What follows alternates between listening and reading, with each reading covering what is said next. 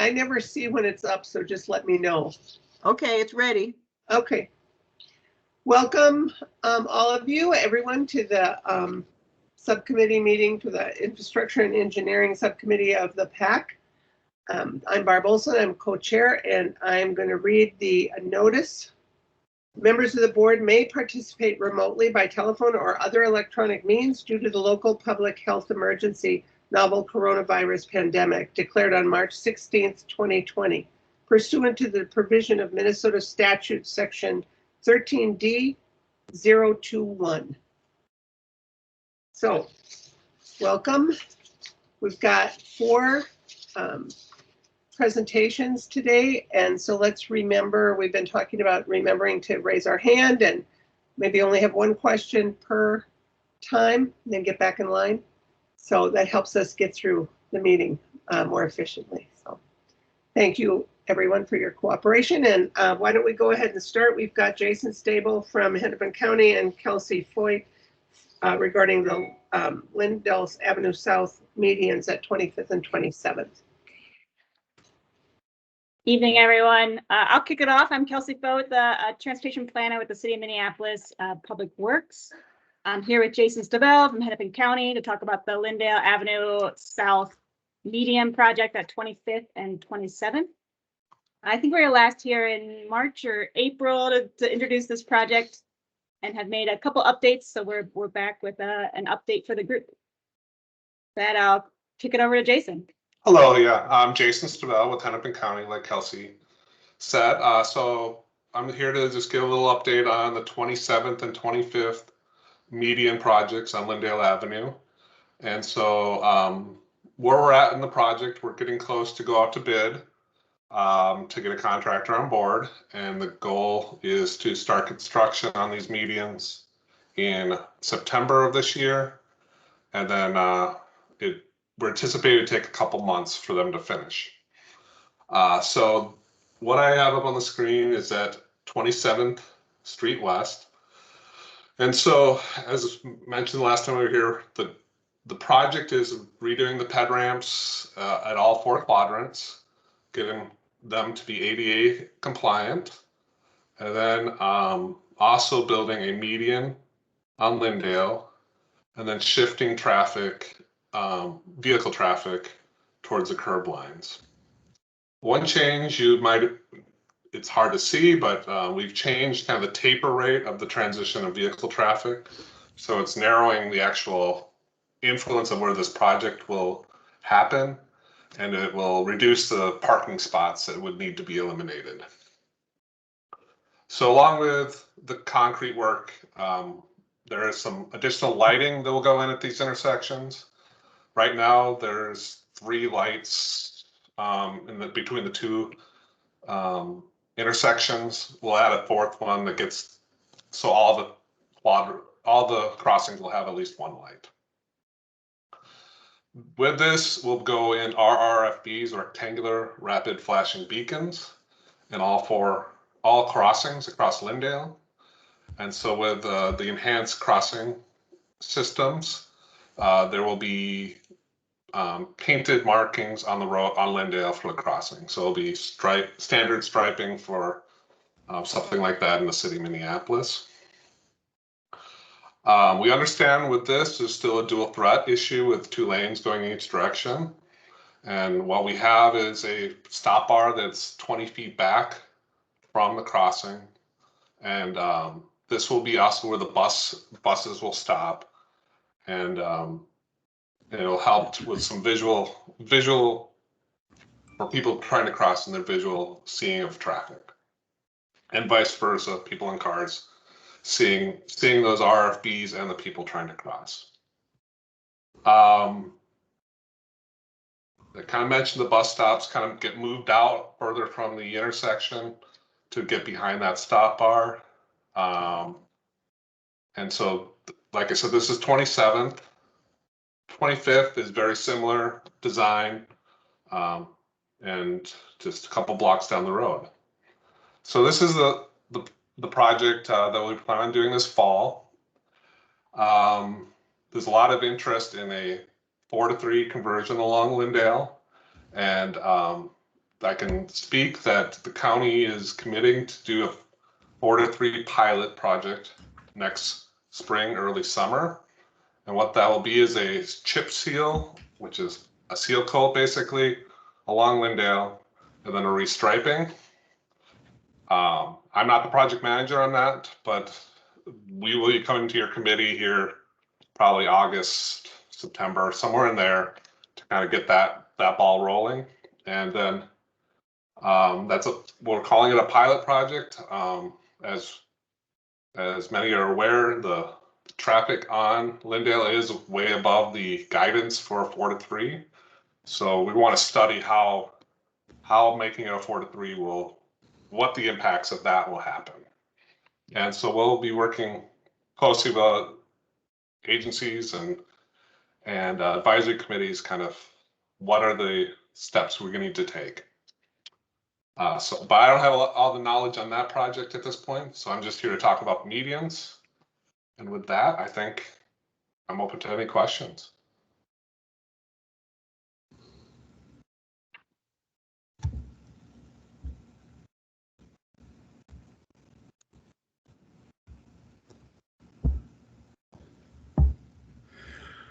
I'm trying to raise my hand. I raised mine. I'll ask a really quick question. Jason, when the RRFPs, where are they located? Are they available to be seen even if the bus is pulled over into the bus stops? Can vehicles see that depending on where they're located? I'm just wondering where they are in the intersection. Okay, so I'm zoomed in a little bit here. If you can see my cursor, there will be one approximately here. So every quadrant will have one with a push button, and then there'll be one in the two in the median. So there'll be a total of 6 different flashers flashing for a crossing.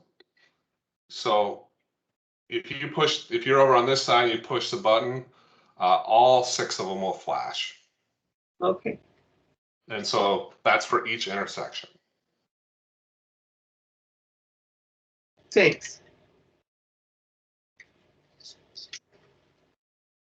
Yeah, Christopher. Oh, thank you. Now, I'm assuming that cyclists are going to use the crosswalks and median cuts to cross Lindale at these 2 blocks. How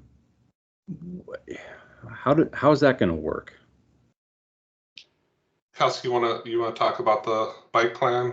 And Sure. So we got that same comment, Christopher, from the BAC asking about whether we could provide push buttons in the street as you're coming up and cut throughs specifically for bikes to come through the median. Because 25th and 27th neither of them are planned or existing bikeways, we would just expect them to use the crosswalks. So as a bike, you're legally able to come up to the curb ramp and cross on your bike through the crosswalk, same as you would on foot or in a wheelchair or whatnot. So you're still able to cross the street if you'd like to at this point, but we would just ask that you do it in the marked crosswalk. Okay. Is it unusual to funnel cyclists onto marked crosswalks? I think it is from my experience. If there's not a bike way, then there's not typically like a green conflict marking that would go as a kind of a bikeway crossing specific for bikes. So I guess all across the city, bikes are able to use the crosswalk the same as peds would. I can't think of any good examples to speak to the contrary, I guess. You're saying legally? Yes. Yep. Yeah. I'm just seeing I'm Matthew just saying, light up. You might have some input here. Well, it's an interesting question because I don't think like closed medians such as this to prevent cars going through are also kind of rare. So I mean, I just think that's an observation, and I do think it makes sense in my mind. I'm happy to hear feedback or disagreement on that. To only have the cut throughs for bikes on actual bikeways. I don't agree with it, but the actuated button situation means since bikes don't trigger the on-street level, they're functionally forced to go onto the sidewalk anyhow. Although I don't know that most people actually know that because there's zero to tell you unless you spend too much time observing traffic signals. But that might be sort of a parallel thing. It doesn't seem like a great practice. I agree with you, Christopher, if that's what you're saying. Yeah, I'm just trying to think it through because the basically the call buttons for a pedestrian are set back away, so a cyclist properly in the street won't be able to trigger them, right? So they lose. Is that correct? At every traffic signal around the city that's actuated, though. Well, okay, let's say maybe I'm missing the thread here. So what do I have to do as a pedestrian to cross to get the lights going? Are they, what are they doing? Are they always going? No. There's push buttons at the ped ramps. Okay, so that's what I thought. So a cyclist won't be able to be legally in the street as they should be, not on the sidewalk coming up to the intersection and push the button. They'll have to go up on the sidewalk or dismount to take advantage of the actualization of the flashing light, or they're just it just seems like they're not getting advantage of the lights because of where the buttons are placed. It's funneling cyclists with pedestrians. Yeah, I want to distinguish a legal aspect, and I think Kelsey said this, but I just want to reiterate it. It's not sidewalk riding in this case, so it's bikes legally in the crosswalk, which per state statute is allowed. So bicyclists are considered pedestrians in a crosswalk. The way I see this working, just really quick, to me is very fluid. So if from a bicyclist coming up to it, I would rather quickly go to the curb ramp, hit the button, the yellow flashing would start, and I would cross. I think that's the appropriate way to cross Lyndale. I think that's going to be more predictable than like a vehicular cycling movement in this case because it's not a bikeway. It seems it might be appropriate, but it's definitely not convenient. So it's appropriate only in a car-centric design.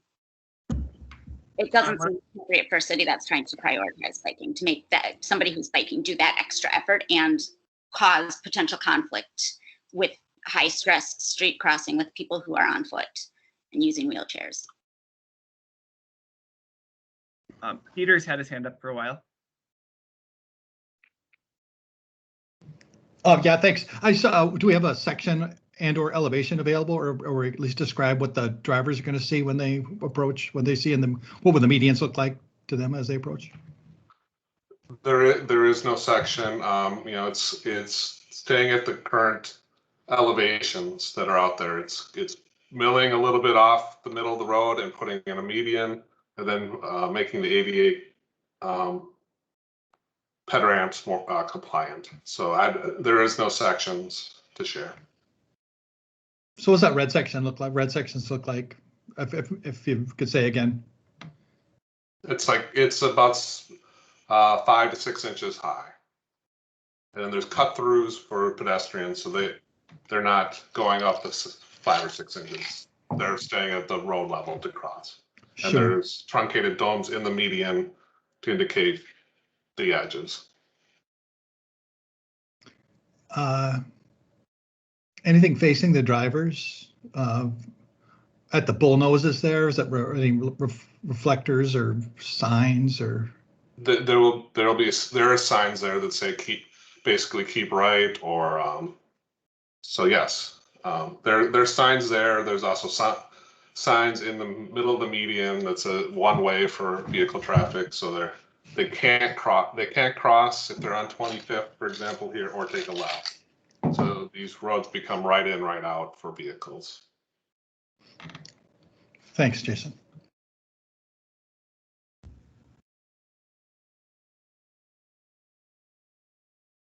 Julia?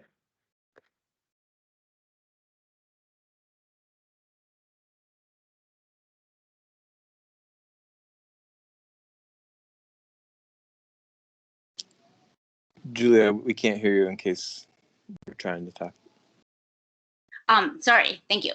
My first question is about the stop bars and why they're at 20 feet rather than what I thought was the city standard of 15. My understanding was that the city had tested those to see what driver response was best. And then I have a second question about the right in, right out.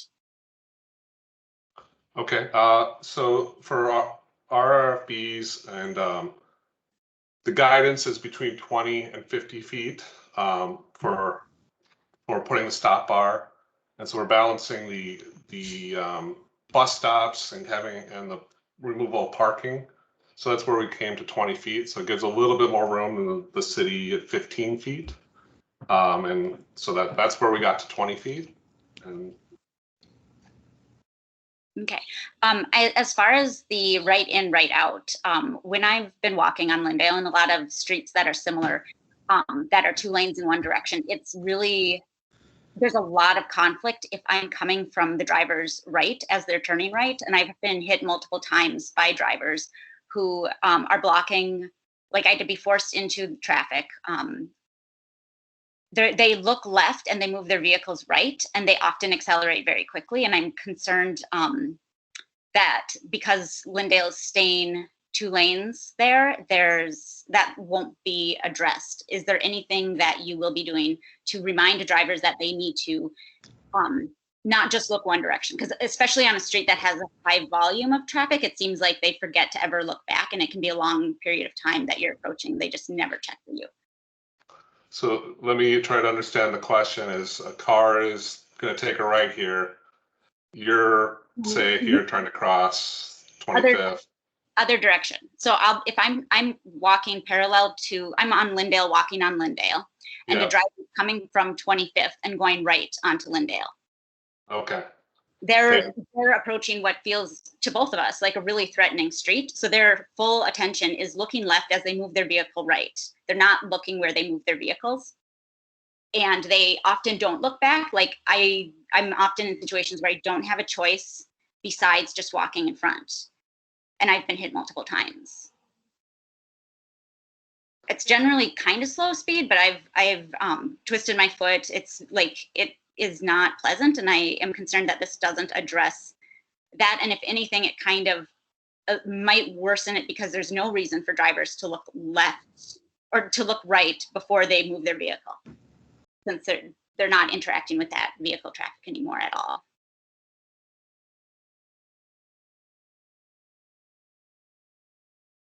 Well, And just to be clear, Julia, are you thinking that the right in component like exacerbates that issue?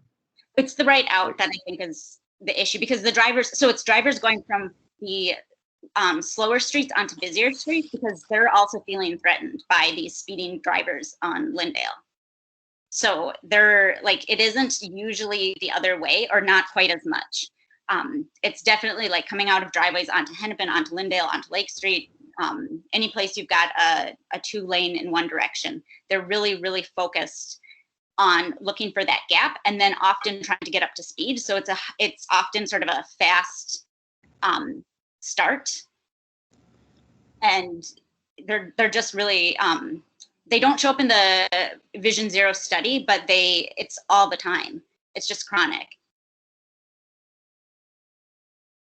okay. I don't think they cause serious injuries very often, but they do cause injuries. They do make it really unpleasant. They cause a lot of anger and yelling, not just from me. Often drivers angry at me. Like, I haven't figured out how to do it in a way that doesn't anger drivers to get around them. So I don't know what you can do to alert drivers that they need to really be responsible. You ask a good question. I don't have a good answer for you. You know, how do you get someone to look back right? Or look the direction they're moving their vehicle. I mean, just don't move your. They're probably sneaking their vehicle up closer and closer, and Yep. that's blocking your path. And Yep. And you might be even with them, or even a little bit behind them, and they're not even I've waved umbrellas to get more extension of my hands. If I knock on the car, it often gets their attention, but that also often gets aggressive attention, even though like I will stand there for 2 minutes waiting sometimes and they just never look. And if I go in front, I have to give them wide berths. So I've been taking a full lane contraflow to cross like on Hennepin. That's where I walk a bit more than on Lyndale, but it's absolutely chronic and I really don't know how to solve it. And it seems to be a side street to 2-lane, one direction problem, particularly. It happens on 26th, 28th as well. And it just is, it's really dangerous. And it's, I don't know why it doesn't show up in Vision Zero crash study, honestly. Julia, I'm gonna put this in the resolution notes, and I'm wondering if there's nothing else to add to it, if we can move on to Paul's question. Okay, thanks, Aaron. I have a few questions. What's the ADT on Lyndale at these two intersections? It's about it's in the 25 to 28,000 per day. Okay, thank you. And then at the stop bars that are 20 feet ahead of the crosswalks, are you planning to put any signing there also, like stop here for peds or something? Yep. To highlight there's those? sign in the median, and then there's one in the right side too. So Okay. their signs say stop here when flashing. I can't remember the exact wording, but something like that. Okay. And then you said you're going to add in one more street light out there. I'm just curious, does the county pay for street lighting on the county streets, or is that Minneapolis picking up the cost for the street lighting? So typically street lighting is a kind of shared cost between the city and the county on a county road. But for this project, the county is funding 100% of the street light addition. And the operation and maintenance of it, or just the installation? Just installation, and then there's agreements between the city and the county on operations and maintenance. But okay. The city staff maintain the lighting within the city. Sure. Okay. That's all I have.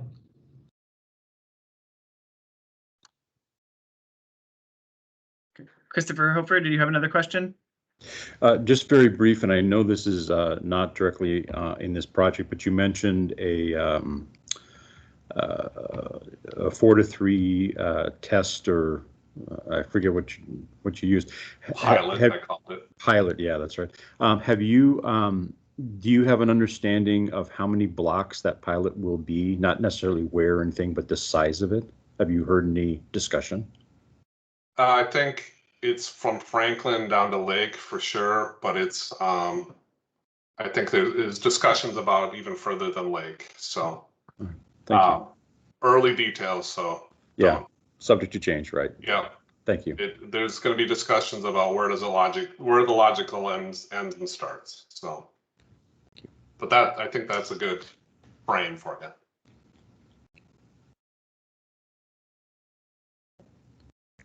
Well, thank you for having me. And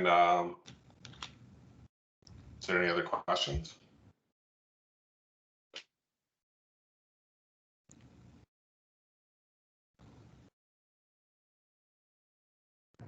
All right, seeing none. All right. Thanks, Jason. Thanks, Kelsey. Thank you. Thanks.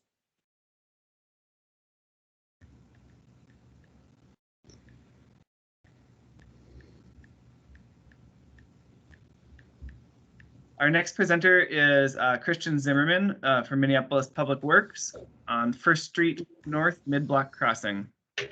I was muted, sorry. Hi everyone, I'm gonna share my screen here.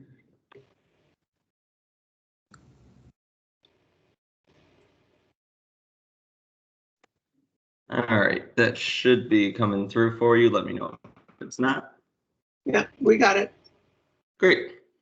So hi everyone, I'm Christian Zimmerman, Associate Transportation Planner, City of Minneapolis, Public Works. And I'm here, I'm gonna introduce the 1st Street North Midblock Crossing. This location is in the North Loop, right around Nolo Flats and River Station condominiums. little bit better location map here for you. So North Loop area, you've got 2nd Street North. Washington is just off the map over here. The Mississippi River here, Parkway, and then 1st Street North, Hennepin down here, and then Star Tribune is right over here with one of their facilities. The red box here is our location of the project itself for the Midblock crossing. And you have the no-low flats is right here. And then this kind of larger development here is the River Station condominiums. So a little bit of a project overview. So this project here is an opportunity to construct a mid-block pedestrian crossing. And this comes as an opportunity from what we saw from an existing mill and overlay with a striping project that actually just came through. They just did the striping earlier this week on that segment.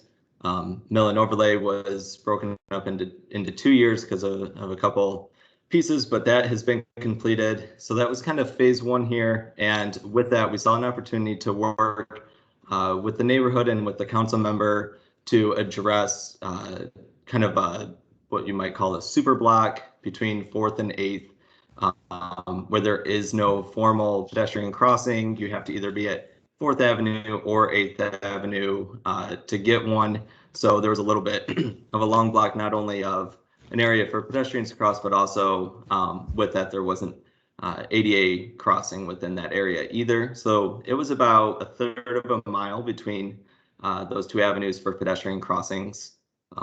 So this helps reduce that distance and just helps to, give more connections to the neighborhood and just overall in the North Loop.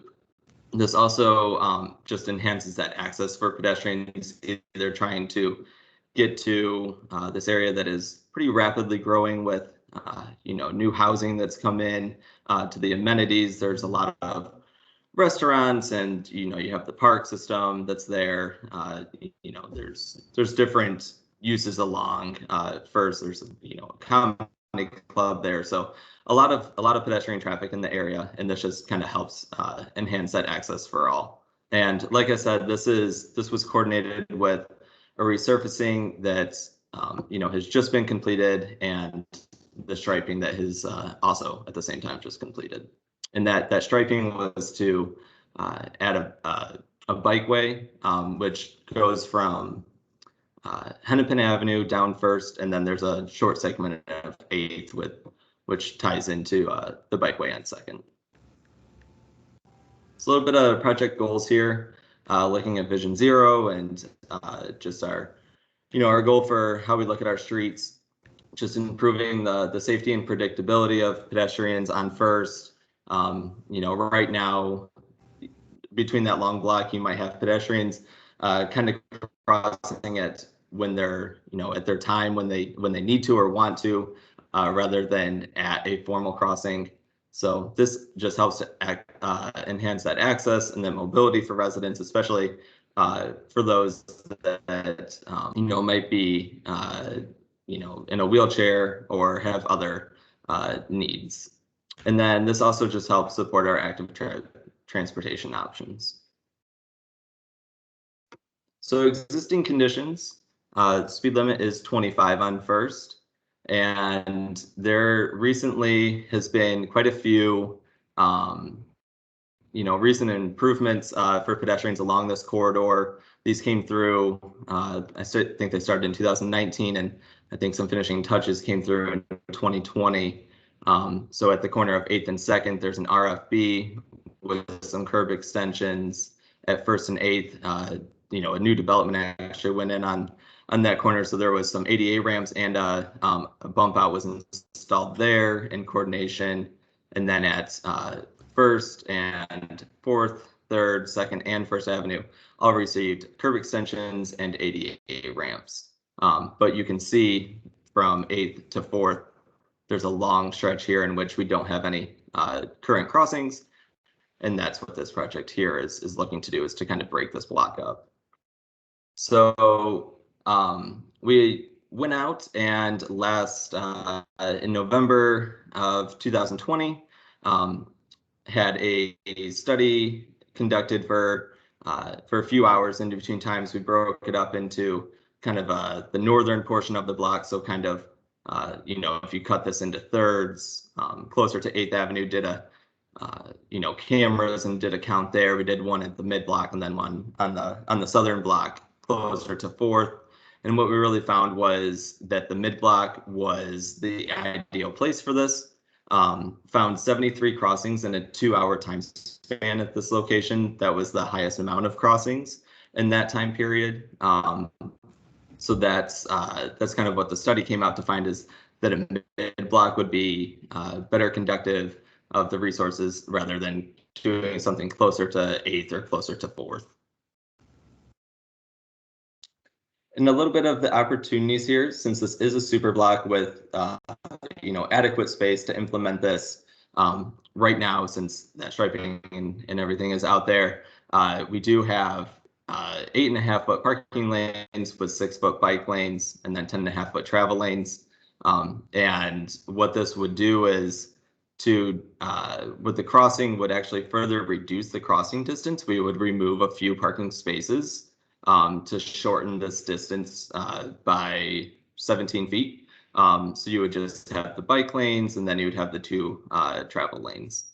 So a little bit of the benefits of this just provides a safe crossing, encourages safer travel speeds by narrowing down that road, giving a little bit more elements out there. And then also, as I mentioned before, it just continues to build out that pedestrian network. So here's the kind of the concept for what we're looking for. If you're familiar with the crossing on 2nd Street, which is very close proximity to where this location is, this is very, very similar to what that design concept is. You can see here, this is the parking lane along the curb on both sides. You can see the bike lane at 6 feet, and then you have the 2 travel lanes. There's a bus stop just north of this location. This building here is Nolo Flats, and then to the south, on the south location, this is the River Station condominiums. What we're proposing is to have the bump out come out and take up the parking area space on either side. So you would the bike lanes would have a really minor disruption as they come through. We do plan to mark the crosswalk at this location for the mid block. We would install ADA ramps to make this ADA compliant, and then there would be substantial signage. There'd be some warning signage that would alert drivers that, hey, there's a crossing ahead, and then again there would be additional signage at the crossing itself that alerts drivers that there are pedestrians here. And with this concept here, this location also works out because we don't have that much disruption to public utilities, such as catch basins at this location. And then also from a standpoint of disrupting the street parking, which is something that the neighborhood is sensitive to, and these businesses are sensitive to. This location really minimizes the need to remove parking, which is metered in this location. We actually wouldn't need to remove very much on the north side. It looks like we'd maybe need to remove 2 parking spaces on that, and we're able to take advantage of that just because right now there are some no parking zones just because of driveway access and things of that nature. So not too much removal down here. And then on this side, pretty similar. We would need to take anywhere between 2 to 4 spaces on this side, just depending on what sight lines we would end up needing as we come through this process. So there would be a little bit more removal here, but anywhere between, at a minimum, maybe 3 spaces, and at a maximum, we're really looking at probably 6 spaces. So not too much disruption. And then down here, if we're kind of looking at what does this look like from the street, kind of saw this on the last slide. Just sidewalk kind of comes out, crossing would be here. So just the 2 bike lanes and the 2 travel lanes. where we're at in this process and some next steps. We did that data collection back in the fall. We've developed our concept and right now engaging with the public. I've met with the North Loop Neighborhood Association recently. A lot of positive engagement there from them. They're very supportive of this and happy to see it come through.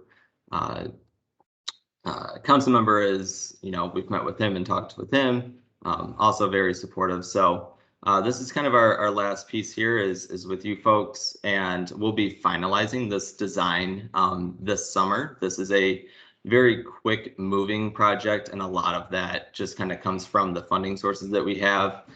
They do have to be used by the end of this year. So, we're moving quickly through here to make sure that we get that design finalized this summer and then get the implementation finalized and completely built out this fall before winter. And with that, I'll open it up for questions or comments. Yep. Would you like a resolution from us? Yeah, if the PAC is comfortable with that, I would definitely appreciate that today.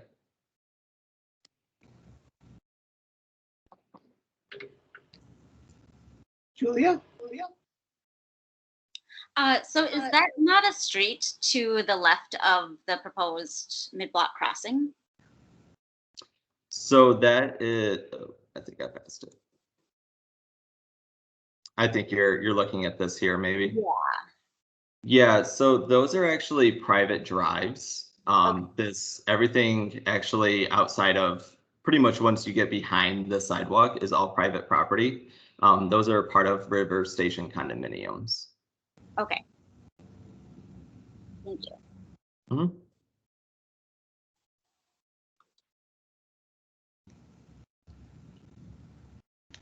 Is there any other questions or comments for Christiane?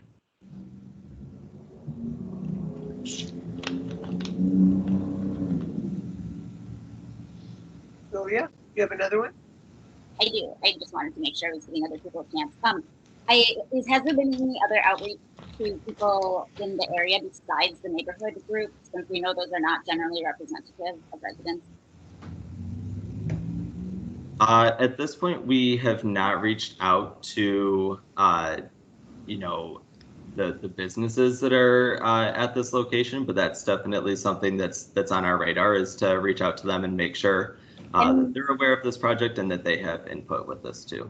I'm thinking more of the residents who may, from the neighborhood organization studies that they see wealthier and whiter than residents in every neighborhood across Minneapolis, or maybe just about every, but significantly. And I'm just concerned that people who may not generally feel welcome in the process or in those groups are not, when we hear planners go to neighborhood groups, I'm worried about who's not being heard, and I'm not as worried that the business owners are not being heard. Certainly. So we definitely have every intent to make this as inclusive as possible, to include, not only the businesses, but residents that especially live along this corridor to get their feedback and make sure that this is something that they're comfortable with, and this is something that they support and would be happy to see. So that's something that, I think we just need to continue to make sure that we're doing our best to try and engage with the community members that live closest to this project. I'm just curious if you've done outreach besides via the neighborhood org, whether social media or physical signage or anything. So there hasn't been physical signage on this corridor at this point. There is in the works for working through a project webpage, and we do share that with the neighborhood and organization, and ask them to share that through their channels to push that out to as many residents and businesses that they're connected with. I'm still concerned that they tend to function as gatekeepers rather than as helping make sure that the voices that haven't been heard get heard. So I don't need to ask more questions, but I urge you to consider bypassing neighborhood organizations in order to engage with people in the area, especially people who may not always feel comfortable speaking up. Definitely hear you on that. Thank you.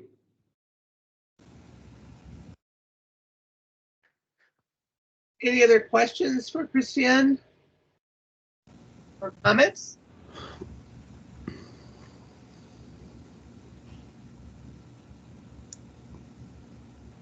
Okay. If not, thank you so much for your presentation. We'll be getting a resolution to you, I assume. That's why here it is. All right. Thank you. Yep. Thank you, Christian. Next on the agenda is University and 4th Bikeway with Mike Samuelson, Kelly Augusto from Hennepin County, and Steve Weiser, I think, from Alliant Design. Thank you. My name is Mike Samuelson. I'm a transportation planner with Minneapolis Public Works, and I'm the city representative for this county-led project. And as you mentioned, we've got Kelly Augusto and Steve Weiser from the county team who are going to provide a larger update. So I will pass it over to them. Thank you, Mike. And thank you to the committee for some time to provide an update on the University and 4th roadway improvements project this evening. As Mike mentioned, I'm Kelly Augusto with Hennepin County in their Transportation Design Division and am the county's project manager for this project. And with me is Steve Weiser with Alliant Engineering, and he is our design consultant project manager for this work. So just a few points to recap here for you. We last met with your committee in August of 2020. At that time, we were looking at a one-way bike facility on University Avenue and 4th Street between I-35W and Oak Street, as this was the recommendation from a study done in 2018. We were looking for your feedback on at that time, and your committee did issue a resolution following that, along with the Bicycle Advisory Committee issuing a separate resolution with recommendations for the direction of the project. The feedback that we heard included consideration of a two-way bike facility on University Avenue and a reduction in travel lanes, which city staff also support, and also advocated for consideration of dynamic use of a lane, possibly as well. The University of Minnesota is also a partner in this work and have been supportive of a one-way bike facility on University Avenue and 4th Street, citing safety and operational concerns with a two-way facility, and also just the changing student population each year, potentially bringing in users who may be unfamiliar with that type of facility. So for engagement phase 2, we're planning to share 2 layout options that we'll be discussing with your committee tonight. And Steve will get into those in a moment. And then just a quick note on the constraints and challenges that we're working through. The budget that the county has available to use on the project is set with the scope of the project being a partial reconstruction, and also a goal to keep all improvements within the existing public right-of-way. And I went through all of that kind of quickly, but I just want to give Steve a lot of time to get to the design decisions and go through the layout options that we're looking at bringing to the public. So I'll turn it over to Steve next. Sure, thanks, Kelly. I'll just provide a quick summary of some of the key design decisions that we've arrived at to date through our work. The project does include a comprehensive multimodal traffic analysis where various lane configurations were screened. The results are that the county staff supports 3 lanes of traffic between 10th Avenue and 17th Avenue on both streets to balance the operations and the queuing and promote efficient transit travel times through the corridors.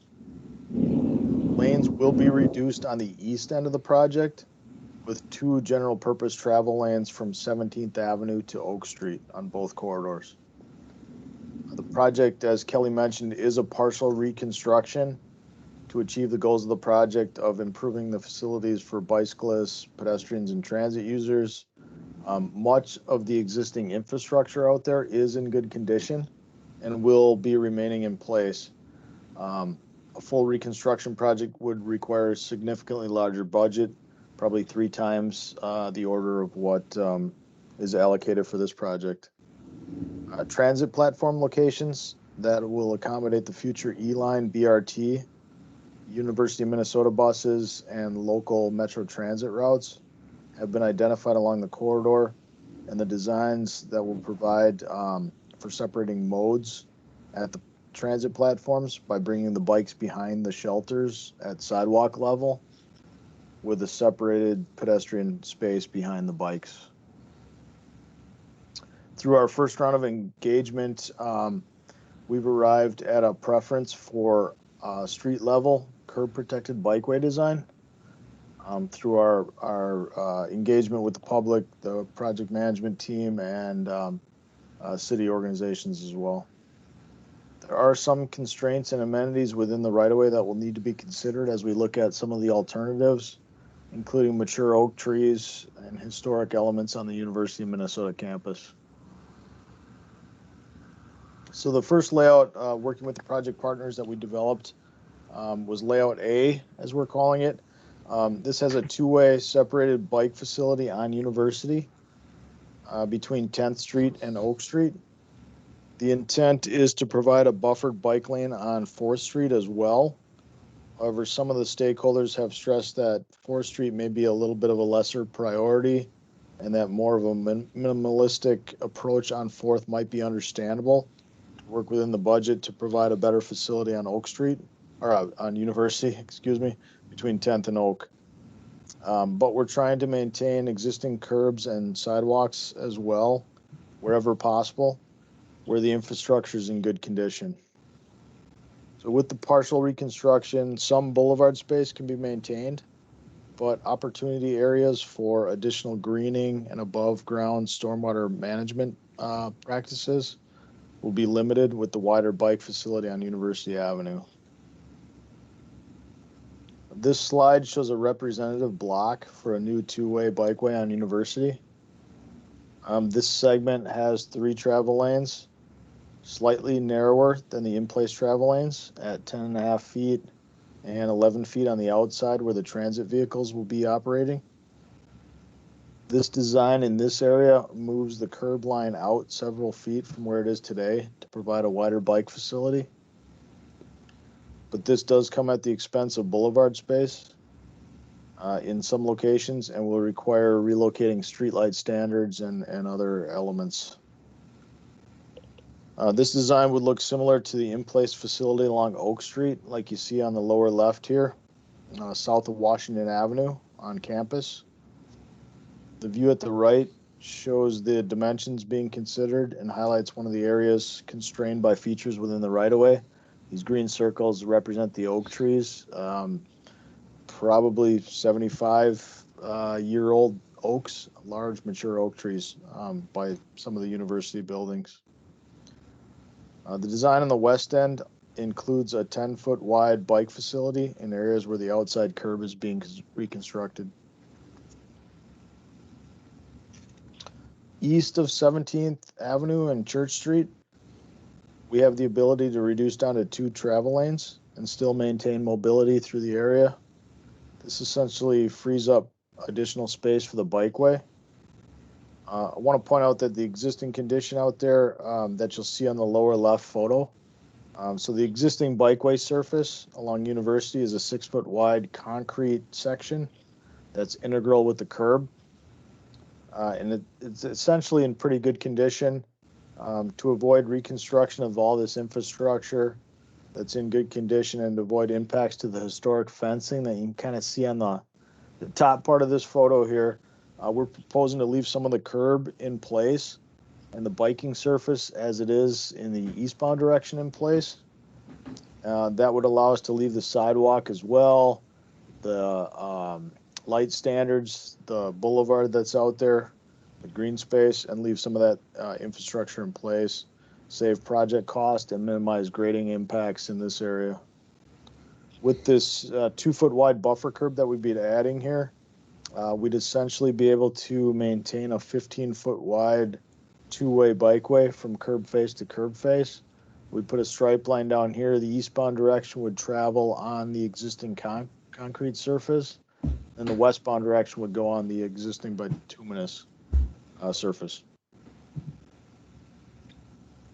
Moving north up to 4th Street, this photo essentially shows a typical layout for the west end of the project. Essentially, both curb lines would remain in place in this scenario.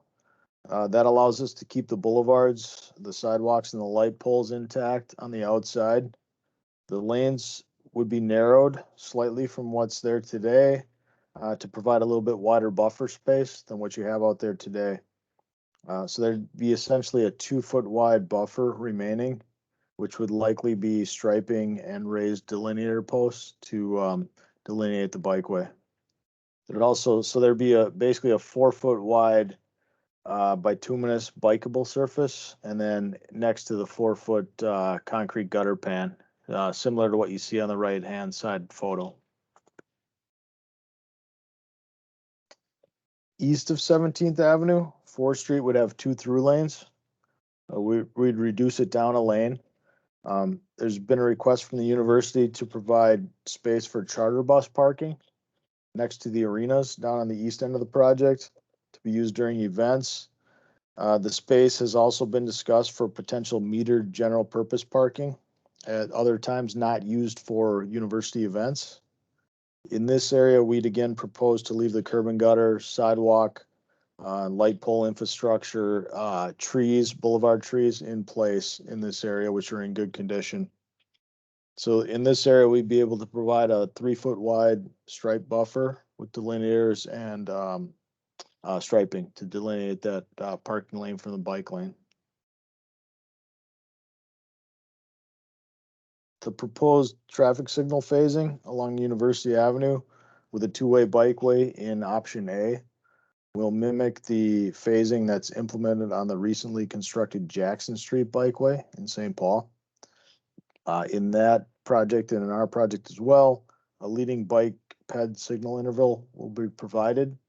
Right turns would be restricted on red to minimize the conflict of right turners from the University cross streets looking to their left for oncoming traffic and then pulling out in front of bicyclists traveling in the contraflow direction and pedestrians as well.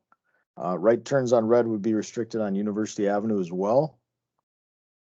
In this scenario, signal phasing will include the use of a flashing yellow arrow and green ball indicator on University Avenue, and signage would be installed to identify that right turners on green must yield to bikes and peds in the crossing.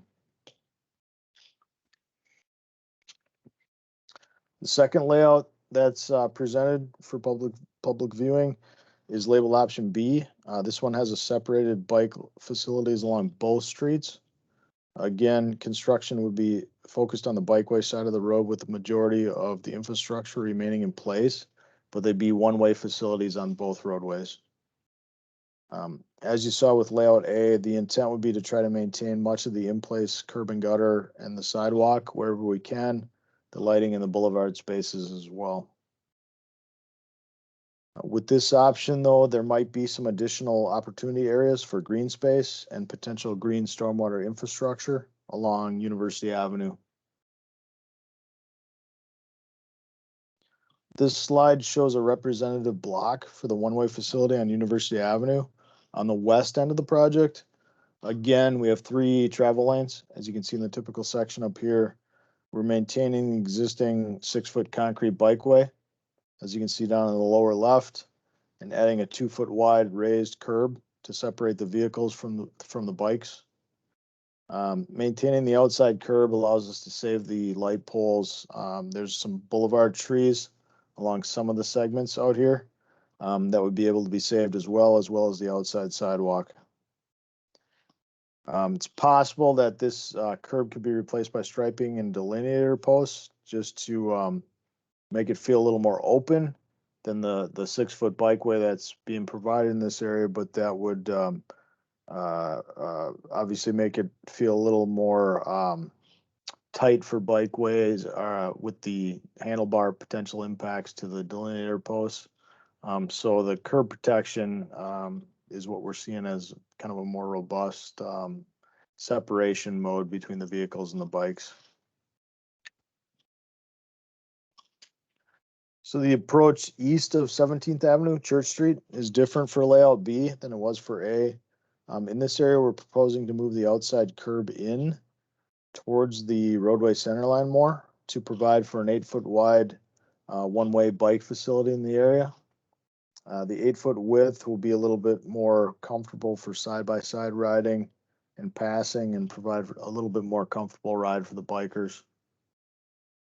But moving the curb allows for a wider boulevard space, as you can see on the lower right, for green space or potential green stormwater infrastructure in areas where we can meet some of the other drainage criteria that we need to meet. So in this area, we'd have a 3-foot wide buffer, which would include the 2-foot wide curb raised element, and the outside curb line, or the outside sidewalk and light poles. Everything could remain in place in this scenario. Moving up to 4th Street on layout B here, very similar to layout A in terms of space. Lanes will be narrowed from the existing condition, provide a little bit wider buffer than what's out there today. A 2-foot wide buffer would be able to be provided, with the one-way option on University being a little less expensive to build than compared to layout A. There might be some budget available to provide for a curb separated facility along 4th Street as well. And that's the intent of layout B here. The buffer curb would still be pretty narrow by curb standards. We'd provide a 1-foot wide curb, and you'd have a 6-foot face-to-face of curb for the bikeway. You could do a different style face on the curb than the typical vertical style that you'd see against vehicle lanes. So we'd propose to maybe do a little more of a tapered style along the bike facility to avoid pedal strikes and that sort of thing. Layout B is basically identical to layout A, east of 17th Avenue. There'd be 2 through lanes. Again, the charter bus and potential general purpose parking down in this area by the University of Minnesota arenas. Striping and delineator buffers would allow for easy loading into the parking areas, and we'd maintain the outside curb and gutter, sidewalks, and the light pole infrastructure that's in pretty good condition out there. So obviously with both layouts, there's a lot of details to work through, such as the curb type and dimensions and specific intersection treatments that we'll be getting into as we advance the design. But our main point of the project where we're at now is trying to determine whether it's 1-way or 2-way bike facilities that are going to be preferred by the public and preferred by all the various partner agencies. So once the feedback's received from the public, we'll work with the project partners to select the preferred alternative and advance the final design elements, then getting into all the intersection treatments and that sort of thing. So with that, I'll turn it back over to Kelly. Talk about next steps. Thank you. So we are currently working with our project management team to prepare information for an online public open house that will be live starting next week, Monday, June 21st, and will be open through July 9th.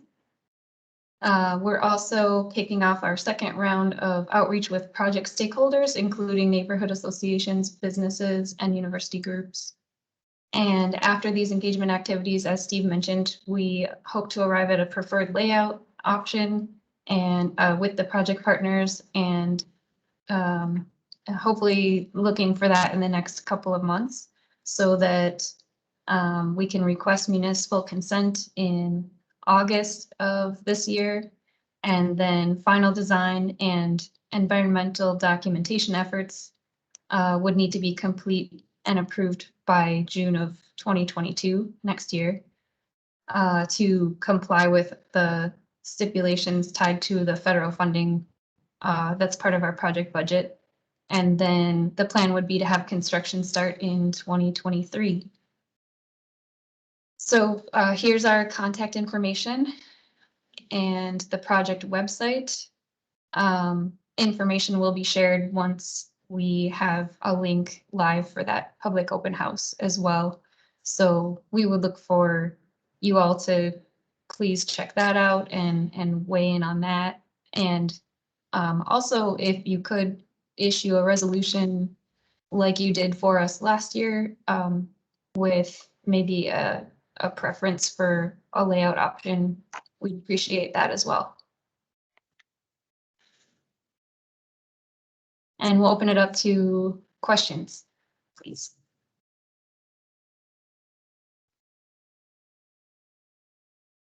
Abigail, do you have a question? I guess sort of more common, really. I assume as the PAC as a whole, we're definitely going to choose the two-way bike lane option. And I think we can just go from there when it comes to our discussion questions, because it's dumb to assume that people won't just bike both directions on any bike lane presented to them on such a terrifying street. So that, and then two, just another comment is that the language about, at the expense of boulevard space is kind of a slap in the face, because you're leaving 3 full travel lanes for vehicles. So consider that when you speak about this bike lane, is that like maybe we don't have to take anything away from any of the pedestrian or bike spaces, because there's a ridiculous amount of space for cars. So those are just my 2 comments, and I guess more details can be taken up by others.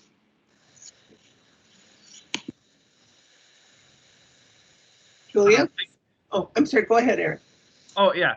I guess I'd just like to add to that, which is to say, like, there's a lot of design decisions I hear you talking about that are caused by including 3 travel lanes. Like the idea of not including a buffer to like open up the bike lane would not be necessary if there were not 3 travel lanes, or having the like tapered edge for the curb so that the pedal of the bike, if you're wondering if there should be a tapered edge to the curb so that the pedal doesn't strike the curb, perhaps there's not enough space for that bike lane.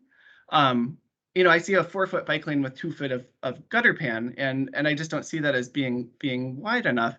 And so it just seems like the decision to include 3 travel lanes is forcing these space decisions that you're making that are going to make the road, I guess, less than what it could be for all modes, had the decision been made to include 2 travel lanes in each direction instead of 3.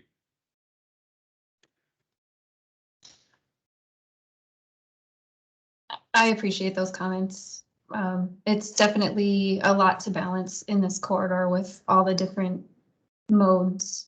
So, and within the right of way that we have, and just looking at keeping construction to one side of the roadway. So I appreciate those comments.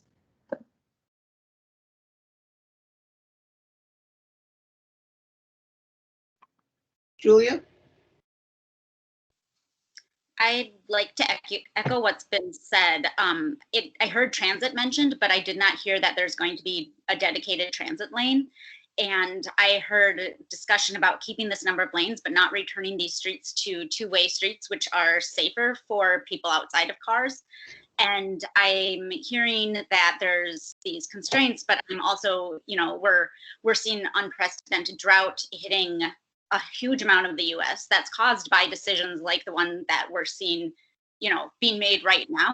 And altogether, it's just extremely concerning to me to not see anything shifting in a meaningful way towards reorienting the University of Minnesota area, where we have people who are not yet committed to cars, people who have access to really cheap bus passes and other modes of transportation and are not locked in their identities as drivers as one of the primary users of this.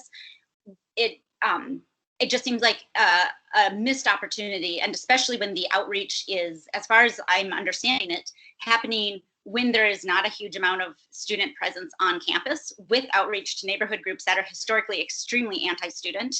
I understand that there's constraints that you're facing and that the county is really difficult to work with, so I'm not trying to put this on those of you who are assigned to present it to us, but it just seems out of touch with reality. It just seems honestly kind of delusional, because we need to move people around. We don't need to move cars around. And this is an area where you can't have pedestrian infrastructure with the speeds that vehicles go along here. You can't talk to somebody else with you. You've got kids who are out on their own for the first time who are around here. I went to the U, it's we're designing for danger, both in the immediate spaces around here and in the impacts of these choices on every part of this planet. And I really wish we'd seen something come back that looked very, very different.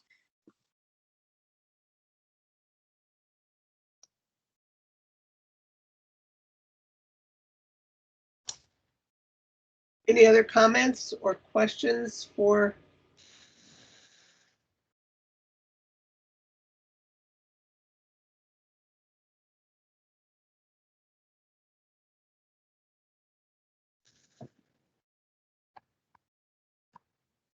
No.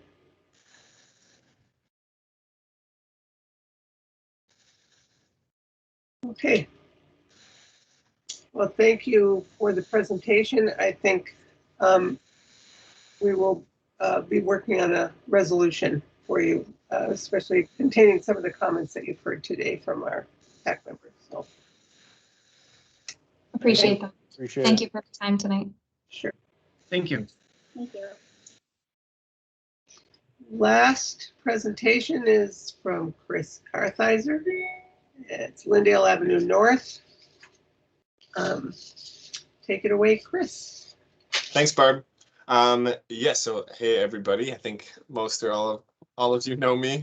Chris Kartheiser, Associate Transportation Planner in TPP, also staff the committee. So you all saw this at what was basically a 30% and put a resolution in already. I wanted to come back because there have already been a couple things that we've had to tweak, and I know that this committee, as well as the BAC, has often said like post 30%, or like when things get changed due to engineering reasons or just whatever they may be, that you're all interested in hearing the why. So there's still some flexibility before we really like firm up 30%, even though I would say this is at 30%. There's still like a few details, and obviously between 30 and 100%, like there's more details that get figured out in that. But this one was significant enough where I wanted to let you all in on the reasons why there's some changes here. So just wanted to point those out and then take your feedback. So I'm going to share my screen.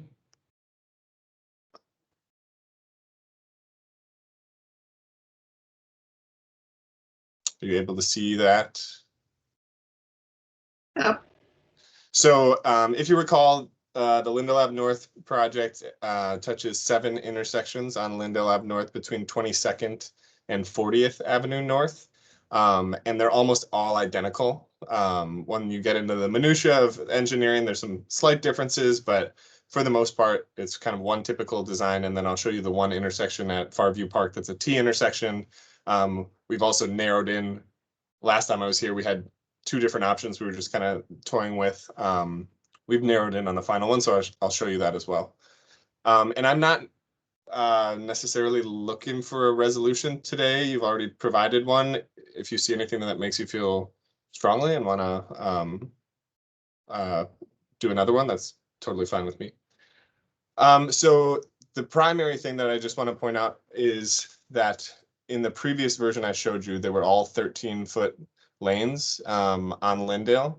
And now you'll see that there's a 14.5 foot headed north here, as well as a 14-foot headed south. And the reason for that, as you all know, the street design guide was finished earlier this year. And even though it's finished, we're still kind of hammering out some details and kind of like putting it into real world practice and seeing what that means. And so this was an example of where we basically took the design vehicle that was decided in the street design guide, so our policy moving forward, and applied it to the design we had, with keeping in mind part of your all resolution was that you wanted to maintain the nose on the medians, so this little piece kind of towards the center. And in doing that with the design vehicle, this was basically the narrowest we could get, kind of maintaining that same sort of design.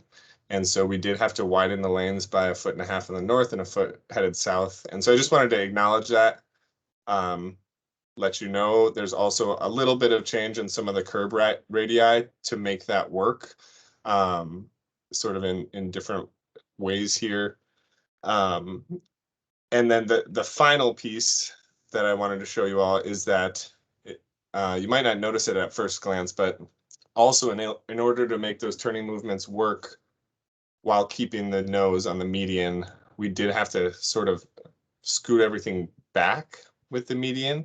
So it's offset a little bit, and you'll notice that like if someone was walking straight here, normally we would just have a curb ramp that would go straight through and the walkway would be straight through and the nose would be somewhere up here.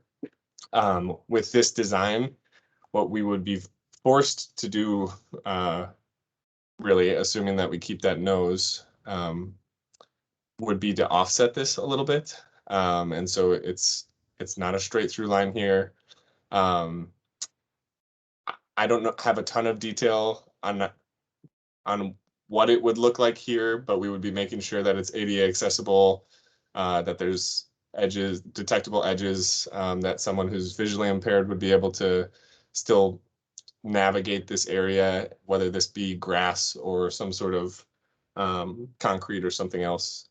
And so those are the two main things. And then also just to point out, we're still in conversations with what'll happen at the bus stops and how exactly those will function, and with some of the property owners for there are just, I think, 2 driveways on this corridor that if we were to put it in with this design, they'd no longer be able to take a left out. So just figuring out if that means adjusting the median so that they are able to, leaving it as is. But those are just a couple of the things that will, the driveway thing will probably be dealt with post 30%. So I just wanted to acknowledge that, take any feedback that you all might have on it. And then I'm just looking really quickly for the T intersection here. And so this, like I said, last time we showed you a couple different designs. This is what we've decided to go with for this one as well. And so the other option was kind of using the current bus bay that's right here and diverting traffic. This one seemed to kind of fit in with the rest of the corridor well, also budget considerations, which we're still dealing with and kind of up close on the budget side. But just wanted to show you this as well. And this is a location that has a signalized push button crossing. So happy to take feedback. It looks like there's a couple hands up here. Julia? I'm a little curious about the design vehicle, what vehicle it is and what kinds of speeds it's moving at and what it takes to be able to design decent streets. Is there a design human? Like, sure. Well, so I can answer the technical aspect of it. It's a single unit 30-foot truck. So I think of like a, what is that? Like a UPS truck or something like that, I think is something like that would be. So it's bigger than just a passenger vehicle. Do they require commercial licenses or are they non-licensed? I don't think that our street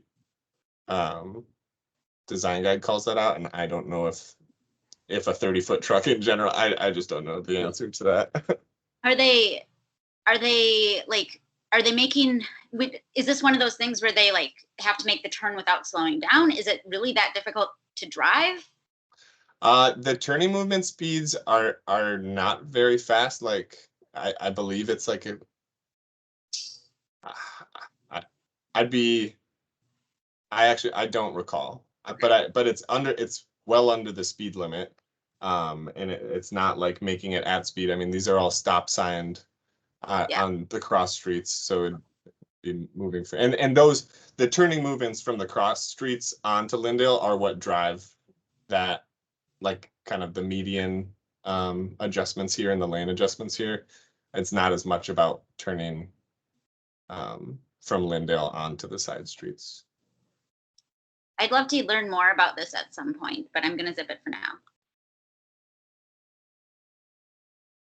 I'm just wondering about with the offset, if there's any way to like build a more of a smooth transition. Like bodies don't love making sharp turns, you know, like, and so it would be nice to see if there's any way to, you know, build it so that you don't have to like make a right turn and then a left turn, but just like a smooth walking movement.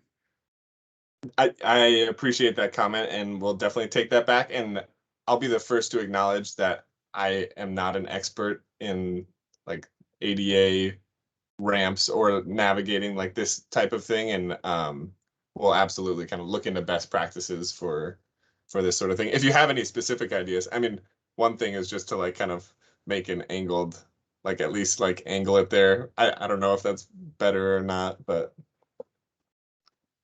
Don't you have a design human that you can like run the patterns of and adjust which design human it is?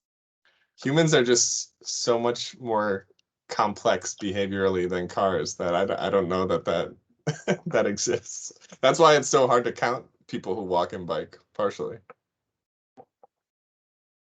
Matthew? I sort of want to acknowledge like Chris's work on this in a sense, because that the nose we have struggled with that quite a bit, because the nose is one of the most important features of this, and it's been so hard to like work through all the different functional areas and the design vehicle, and so like I mean the offset in a way I think I could argue as like a feature of it, you know, because that's part of, you know, kind of part of a protected intersection too, to like get sight lines, and then like, you know, just making it work with like the slightly wider width there, which that might be counterintuitive, but like all of those things came together. Like I feel like a year ago, maybe even, we would have just gotten rid of the nose, you know? So I think that the work that Chris has done on this, I think will help us, you know, be able to get these noses in a way that, you know, actually work. And then also I'll just say the single unit truck as a design vehicle, it's actually fairly short. And I think there's other elements of Public Works that may want us to plan for a bigger truck. So I mean, I think there's a few little like small wins built on like persistence. So I just wanted to note some of those things. Yes, thank you, Chris. Thanks, Matthew. Paul? Just a couple questions. So on the nose, are there going to be like a keep right sign on the nose? I don't know if there will be a keep right sign. There's always a sign or like some sort of like pole. Matthew, do you know if those typically have it's a diamond with the 9-point thing, I think, maybe. Okay. You know, reflective, but yeah, something. Okay.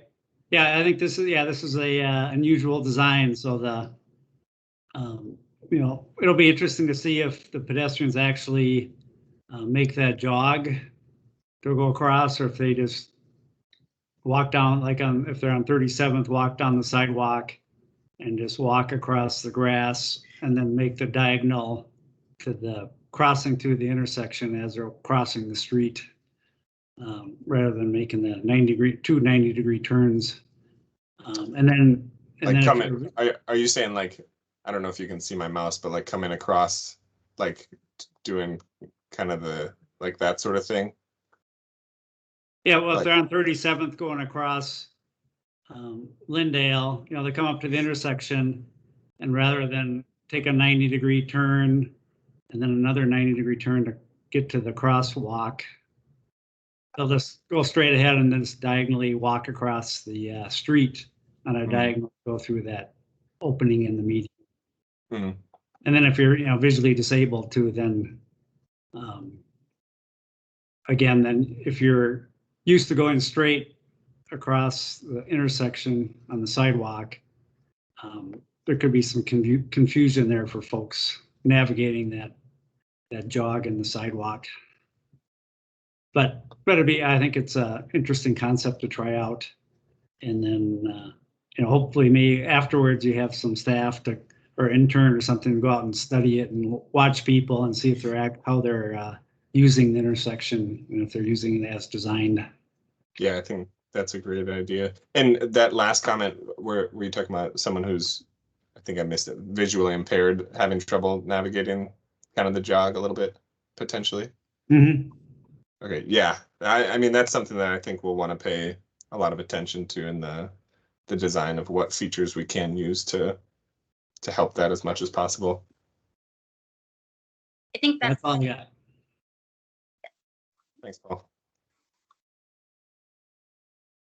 Sonia, and then Julia. Hello, thanks. Sorry to interrupt. Chris, would you mind just repeating the extent? Is it from 27th to 40th, and is it 10 intersections? I'm just taking some notes. It is 22nd 22nd to 40th, and it's 7 intersections. Gotcha. Thank you. And I have a slightly updated version of this to send you, Sonia, to talk through some of the transit stuff. Great, thanks.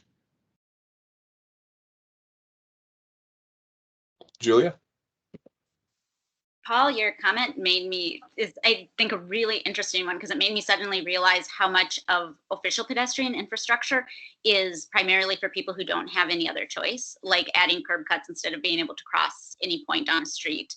And how a lot of what pedestrian infrastructure does is calm drivers, even if we're not using it as it's designed. Like it still is there functioning to shift how drivers are behaving, even if we're crossing 20 feet away, because now it's a little safer to do so.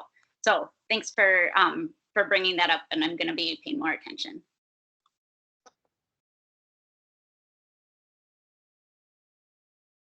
Are there any other comments or questions or for Chris? Anything more that you want to add, Chris? No, thanks for these comments. It's helpful, especially in addressing kind of that offset and realizing that it's not ideal, but it's maybe better than some of the alternatives. So appreciate everybody's feedback. Okay. Are there any announcements that people have before we were at 5:54? So we're close to the end. This is Christopher. I just want to point out that we were told that bicycles throughout the city can ride on the sidewalk, and that's not true. Minneapolis has a cycling ordinance that states no person shall ride a bicycle upon a sidewalk within a business district. So I mean, there's various business districts around, but I just didn't want to leave that with the impression that bicycles can ride on sidewalks. That's not true throughout the city. Can I clarify, Christopher? Sure. The thing that you just read is definitely accurate and appropriate. There's a separate state statute that specifically, and I can share. I can prep it. For no, I know it. It's 169.22 subdivision 4, section 4 subdivision, and it says that. And it says no person shall ride a bicycle upon a sidewalk within a business district unless permitted by local authorities. That's what the state statute says. The Minneapolis ordinance. Sorry, I mean, go ahead. There's a separate state statute that specifically addresses crosswalks, is what I'm saying. Right, but she was saying sidewalks, and I just didn't want to leave that uncorrect. Oh, gotcha. I'm sorry. I thought you were referring to. No, my bad. No, she was using the word sidewalks, and I just want to make sure that people that's not the case. So okay, that's all. That's just the lawyer and me just had to fix that. So sorry, I'll be quiet now. Anything else from anyone? Okay, we finished 4 minutes early. Thank you.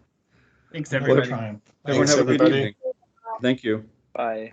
Bye. Bye-bye.